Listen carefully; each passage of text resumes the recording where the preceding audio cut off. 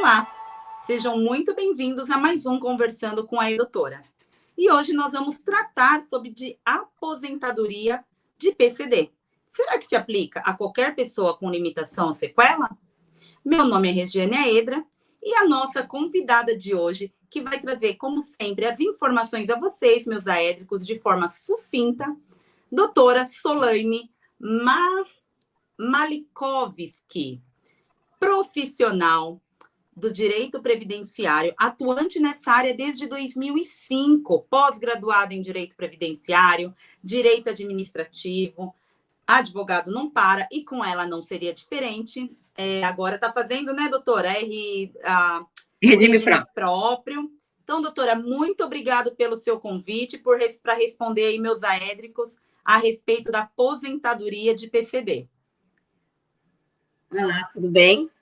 Me chamo Solaine, mais conhecida como Sol aqui na região, e atuo de forma administrativa com preponderância na área previdenciária. Doutora Solaine, ela é do Rio Grande do Sul, então quem precisar de advogado especialista nessa área, no Rio Grande do Sul, doutora Solaine, mais do que uma indicação nossa. Doutora, vamos falar sobre PCD. O que seria essa sigla, o PCD, doutora? O PCD é pessoas portadoras... Desculpa, corrigindo, estou falando da maneira como era expresso antes da emenda, né? São pessoas com deficiência.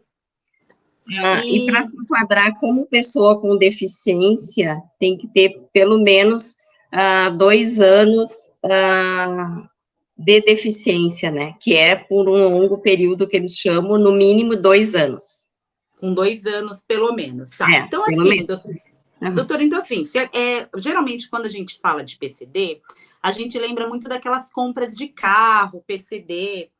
Se uma pessoa, então, ela sofre um acidente, ela compra esse carro PCD, ou uma pessoa que tem um carro PCD, ela se aposenta ela tem direito a essa regra de aposentadoria, a esse tipo de aposentadoria ou não, doutora? Depende do grau que ela se enquadra e das análises que vai ser feita na perícia médica e perícia social, né? Que daí vai ter que se enquadrar nas barreiras, se ela tem barreiras que ela enfrenta na sociedade, ela pode ser enquadrada sim, mas não necessariamente que todas as pessoas que compram um carro vão se aposentar na modalidade de pessoa com deficiência.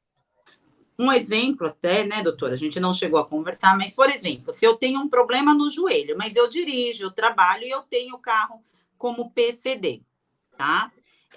Eu teria esse direito ou não? É muito relativo. O que faria, talvez, eu ter esse direito? Olha, como eu lhe falei, tem que se enquadrar nas modalidades conforme a portaria número 1 de 2014 do INSS, que vai ser feita uma avaliação, e nessa avaliação vai ser verificadas as barreiras que você encontra, as barreiras sociais, barreiras ambientais. Por exemplo, um cadeirante com a mesma deficiência, se eu tenho 2 cadeirantes com a mesma deficiência, né? E um deles mora num bairro que não tem acesso, que não tem terminal de ônibus, que não tenha a casa adaptada, possivelmente ele vai se enquadrar numa modalidade moderada ou grave. Já o outro cadeirante, por exemplo, se tem uma casa adaptada, tem carro, mora num bairro nobre, ele vai se enquadrar na modalidade leve. Então, não necessariamente a pessoa que tem a mesma deficiência vai se enquadrar no mesmo grau de deficiência, da mesma forma quem adquire o carro, né? Muitas pessoas que têm o carro não vão se enquadrar para se aposentar nesta modalidade. Nossa, informação bacana, hein? Porque geralmente a gente tem sempre essa posição de que mesma deficiência acabaria o mesmo aposentadoria. E a doutora falou de grau, doutora. Como que seria esse mesmo grau? Ou, melhor, quais os tipos de aposentadoria de PCD, doutora, nós temos? Tem aposentadoria por idade, que daí o homem aos 60 anos e a mulher aos 55, 15 anos de contribuições para os dois casos, né? Não existe aquela da emenda que veio, que para o homem, após a emenda, é 20 anos, né?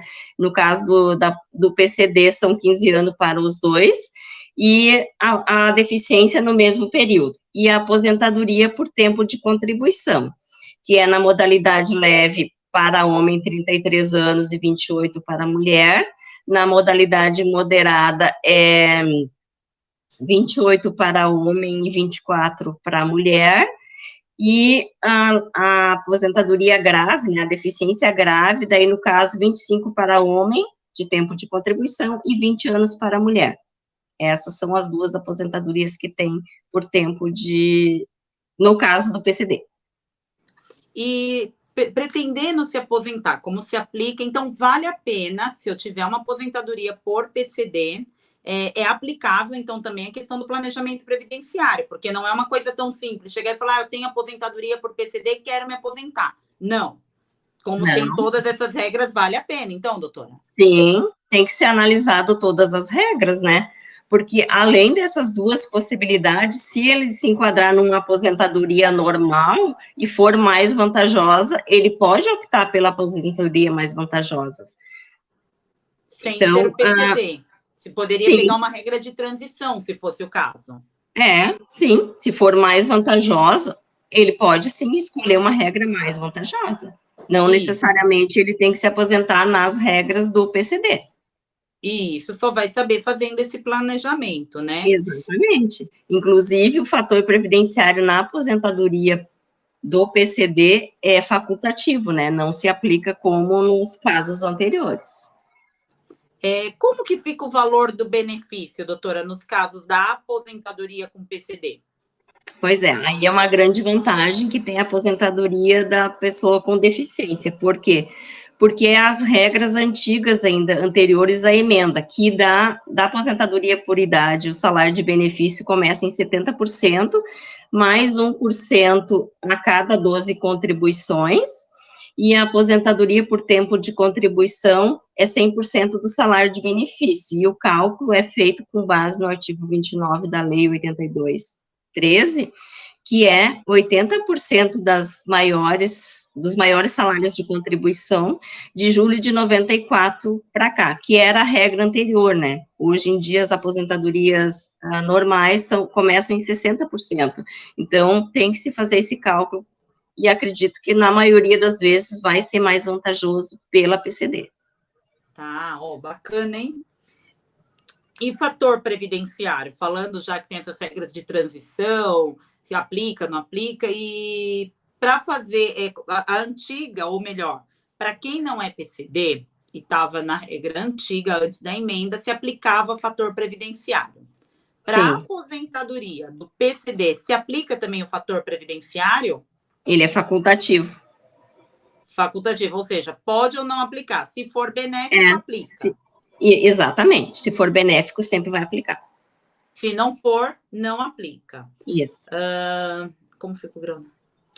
E se o grau da deficiência? A gente estava falando de grau da deficiência, eu estou dando uma olhadinha aqui. O grau da deficiência, ela pode reduzir ou agravar? Por exemplo, hoje eu não ando e de repente eu volto a andar por algum problema, vou fazendo uma fisioterapia e me restabeleço. Como que fica o grau da deficiência?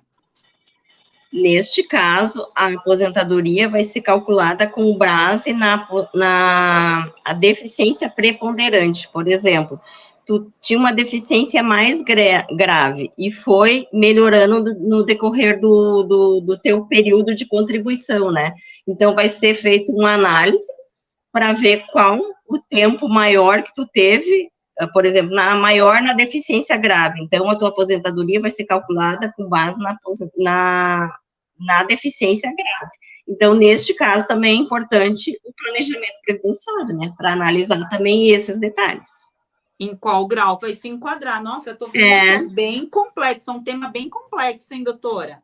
Sim, tem que ter bastante estudo para ser analisado.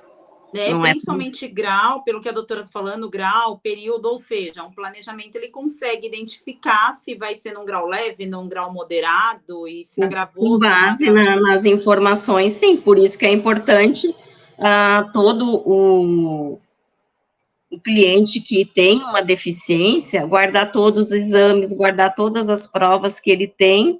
Ah, eu tinha uma deficiência grave, e no decorrer do período foi melhorando. Que bom que ele melhorou, né, que ele evoluiu, mas para fins de aposentadoria precisa-se ter comprovação se melhorou ou piorou a deficiência para se fazer uma análise bem concreta do caso. Por fim, doutora, para a gente não se estender muito, já que nossos vídeos são sempre informações úteis, rápidas, mas a gente sempre deixa uma pitadinha a mais para poder voltar. Essa questão do grau, como que é feita essa avaliação da deficiência? A avaliação da deficiência é feita com base em 45 perguntas, se não me falha a memória, que é feita por médico do INSS e pela assistente social, que vai ser analisado 7... como é que é? Me fugiu agora a palavra certa. São 7 modalidades, por exemplo, no trabalho, como é que no estudo, o que a minha deficiência vai interferir naquela situação da vida diária. Então, são 7 análises que eu tenho que fazer com base no questionário que tem na portaria 1 de 2014, né? Vou preenchendo, e aí, com base nisso, vai ser avaliada essas 7 modalidades para se chegar ao grau de deficiência. Doutora, estou vendo que esse tema rende uma aula, hein?